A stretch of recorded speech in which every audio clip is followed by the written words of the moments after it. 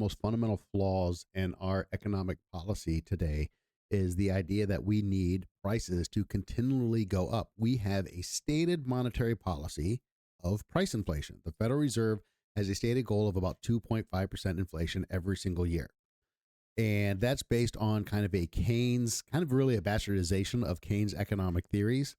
But that benefits asset holders. It benefits homeowners, people who've invested in the stock market, people who have already kind of made it benefit greatly from this kind of an economic theory.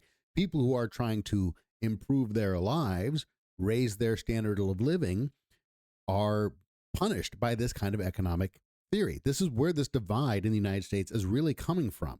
And it's boring to talk about, and I get it, but we have to start understanding these things if we're going to identify what is good and bad economic policy.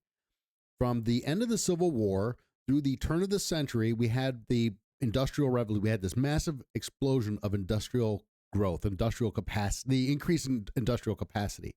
Because of that, because of massive gains in productivity, we had relatively stagnant wages, while at the same time we had somewhere in the vicinity of 1% to 2% deflation every year, meaning that your wages, your wage, what you earned, bought a little bit more every year. Cars, homes, all these things got cheaper because society was more productive. Food, the amount of income that we spent on food is maybe one of the biggest changes that came about. It's like the industrialization of agriculture and the fact that we could just feed a bunch of people without a bunch of people having to grow food.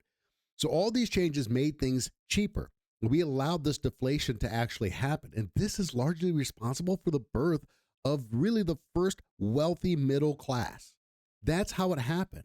We have the exact opposite of that economic theory or that economic philosophy in place right now. Since the establishment of the Federal Reserve, we have constantly tried to inflate asset prices while wages, and government will come out and say this, that wages trail inflation.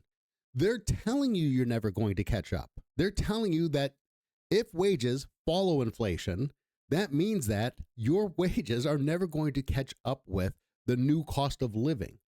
This is a policy that is in direct opposition to the fact that our society has become incredibly more productive. It is much easier to make things, and therefore prices should be coming down, but we are constantly pushing the string of money printing and government spending to try and keep asset prices artificially elevated.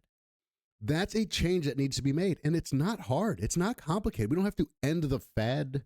We don't have to go back to a gold standard. I would love to do both of those things. But we actually don't need to do either of those things. We could solve this problem simply by not growing government spending and peeling back the regulatory environment that reduces productivity in the economy. Those two things. If I said, let's expand the Medicaid subsidies, right, for 10 years, but under the caveat that we will not spend more money next year than we spent this year.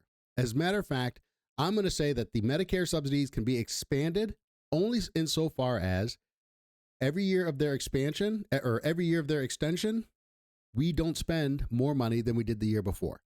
If we have to readjust budget priorities to make that happen, that's fine. So the first thing is you stop growing how much money the government is borrowing every year.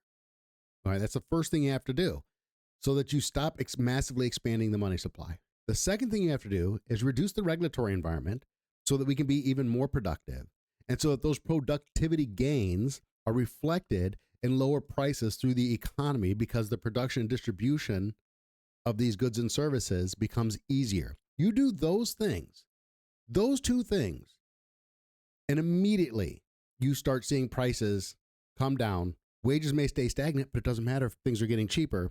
And you'll automatically start elevating people at the lower economic scale, in the middle income levels, will start having accessibility to be able to invest and save and improve their standard of living. It really is that simple. Our economic, monetary, and fiscal policies work in the exact opposition to the place that technology and innovation is trying to take us, which is a better life for everybody.